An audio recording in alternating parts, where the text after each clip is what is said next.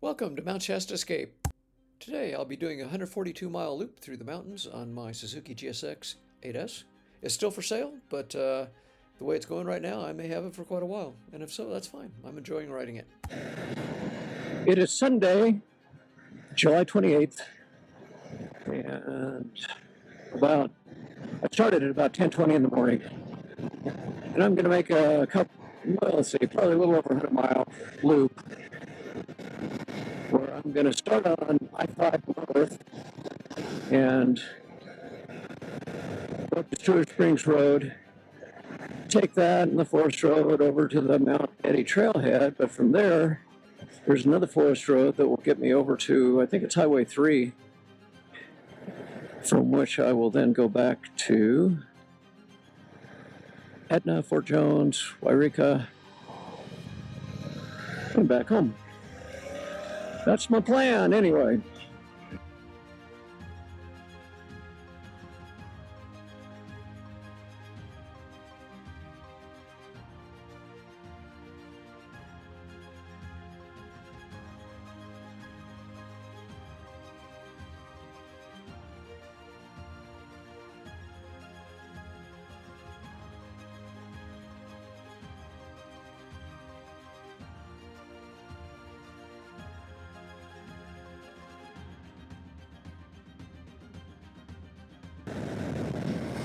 So I'm going past their fire base camp. And I've been calling this the Etna fire, but I looked it up online and actually called it the Shelley fire. Well, when I see a place to pull up, I'm going to and see if I can figure out some other way to mount this camera.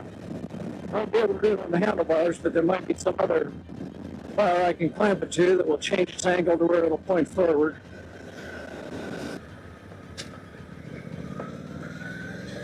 So can I really do anything to help fix this mount? It's pointing straight down at the moment.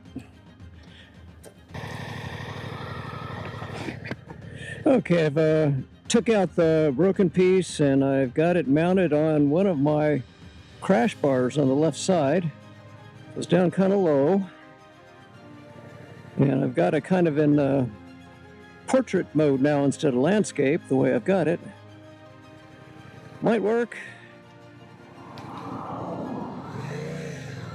I think the audio will still come through okay with this Bluetooth mic, but I don't know if the video is going to be very good.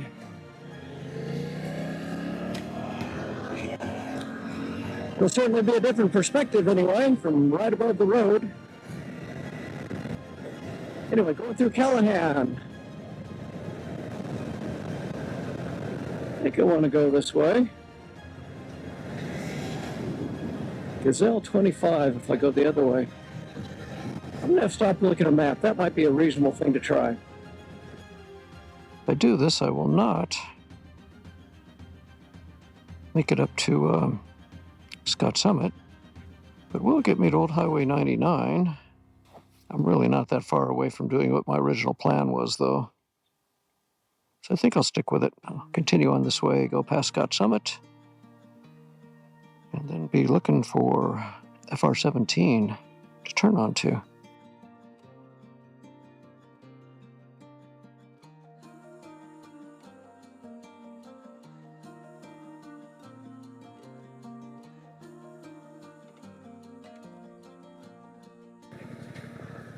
Yeah, some people sitting over here. I don't think I want to stop by them.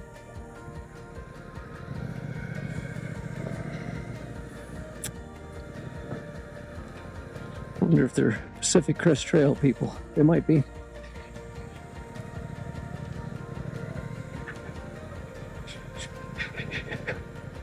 Just want a little patch of shade where I'm not annoying them, and where I'm going to eat my lunch too.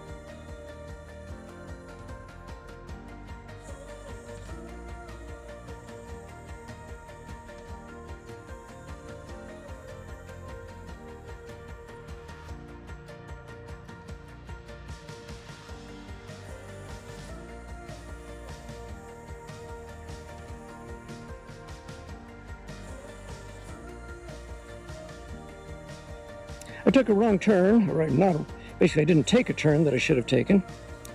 So I backtracked and got myself to Forest Road 17. Well, this is my forest road, and backtracking was worth it. Otherwise, I'm doing that 250-mile loop. Yuck, don't want to do that today. And now I'm off on Forest Road 17, off of Highway 3. When I was going south on Highway 3, you really couldn't see this road. There was a really big kind of gravel parking area, and it just looks like that was all it was. But off on the edge of it is where this paved road, Forest Road 17, took off. So when I was going south, I couldn't see it. When I backtracked going north, it was just like, well, there it is. It was easy to see. Anyway, back on a really nice, fun, twisty road. Well, you know what I'm thinking, now I think about it, that forest road that goes past Mount Eddy Trailhead, or it's actually the Park Creek Trailhead, is Forest Road 17, which is what I'm on.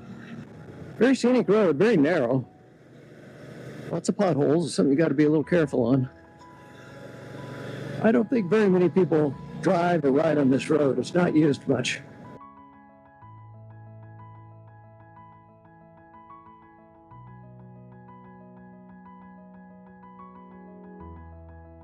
I don't know if she will, but if my wife does decide to go on some rides with me, she would enjoy this one. I'm sure we'd bring a lunch with us and find some pretty places to stop, maybe by a creek or a river. That's the kind of stuff we used to do. But again, I was losing confidence in my distance vision. So back in those days, I would wear a bifocal contact lens in my right eye and no contact lens in my left eye. So I could see things up close. And by doing the bifocal in the right eye, it allowed my distance vision to be okay, but it just wasn't great.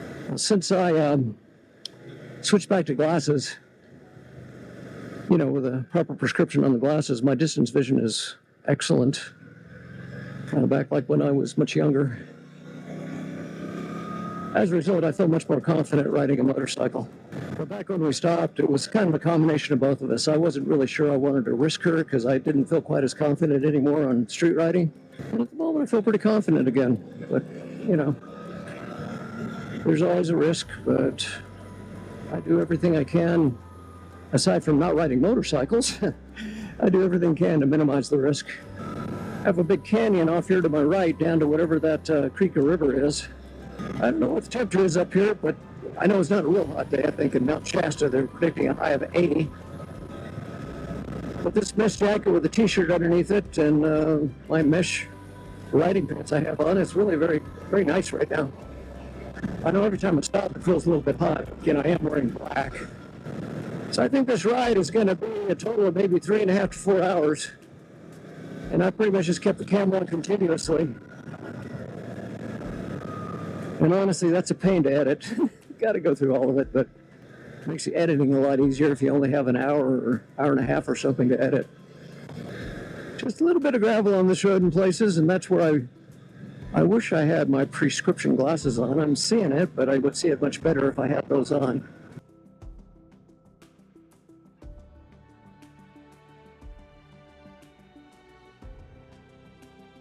A bunch of cars up here. This is another trailhead that will get you onto the Pacific Crest Trail and up to Mount Eddy, right off to my right, which again, by the way my camera is, I doubt it's going to show. Deadfall Wagon Trailhead. They actually have a name for it. Okay. And I'm just a little ways away from the Park Creek Trailhead at this point. It's just right at the top of this hill. That Deadfall Wagon Trailhead back there is one that we tried a year ago. We didn't like it because there's a swamp you had to go through. They have boardwalks across the swamp now, so that makes it a very reasonable choice if you want to start hiking from there. And I'm now coming up on the Park Creek Trailhead. I was out here yesterday morning, kind of doing my smoke watch. I saw satellite images of where the fire is today, and it's still burning, but it's not burning as intensely as it was a few days ago. And that's because the wind is not quite as strong and it's a little bit cooler. I'm not quite sure why I'm kind of in this go-fast mood, but I'm going faster than I normally do. But for some reason, when I kind of get a little bit of that go-fast urge, this motorcycle just says, yeah, bring it on. It's kind of hard to say no to it.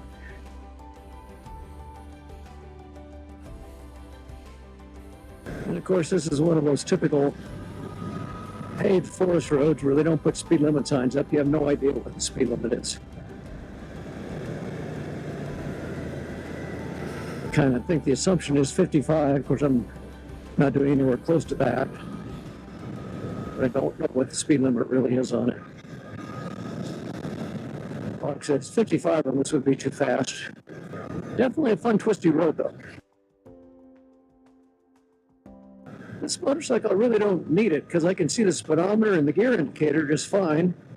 And actually the traction control too, the SDMS drive mode B, see all that well. The tach I can see. I mean, this has really large, legible letters on everything.